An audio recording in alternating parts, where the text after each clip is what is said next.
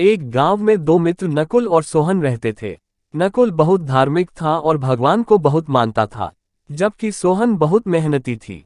एक बार दोनों ने मिलकर 1 बीघा जमीन खरीदी, जिससे वह बहुत फसल उगाकर अपना घर बनाना चाहते थे।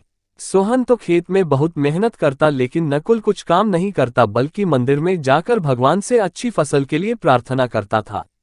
इसी तरह समय बीतता गया। कुछ समय बाद खेत की फसल पककर तैयार हो गई, जिसको दोनों ने बाजार ले जाकर बेच दिया और उनको अच्छा पैसा मिला। घर आकर सोहन ने नकुल को कहा कि इस धन का ज्यादा हिस्सा मुझे मिलेगा, क्योंकि मैंने खेत में ज्यादा मेहनत की है। ये बात सुनकर नकुल बोला, नहीं, धन का तुमसे ज्यादा हिस्सा मुझे मिलना चाहिए, क्योंकि मैंने भगवान से इसकी प्रार्थना की तभी हमको अच्छी फसल हुई। भगवान के बिना कुछ संभव नहीं है। जब वह दोनों इस बात को आपस में नहीं सुलझा सके तो धन के बंटवारे के लिए दोनों गांव के मुखिया के पास पहुंचे। मुखिया ने दोनों की सारी बात सुनकर उन दोनों को एक एक बोरा चावल का दिया, जिसमें कंकड़ मिले हुए थे। मुखिया ने कहा कि कल सुबह तक तुम दोनों को इसमें से चावल और कंकड़ अलग करके लाने हैं, तब मैं निर्णय करूंगा कि इस धन का ज्यादा हिस्सा किसको मिलना चाहिए। दोनों चावल की बोरी लेकर अपने घर चले गए।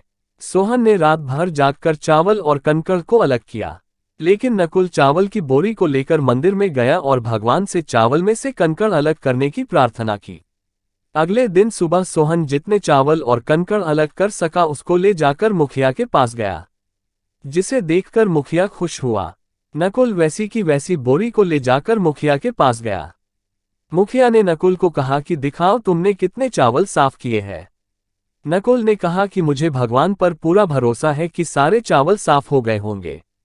जब बोरी को खोला गया तो चावल और कंकड़ वैसे के वैसे ही थे।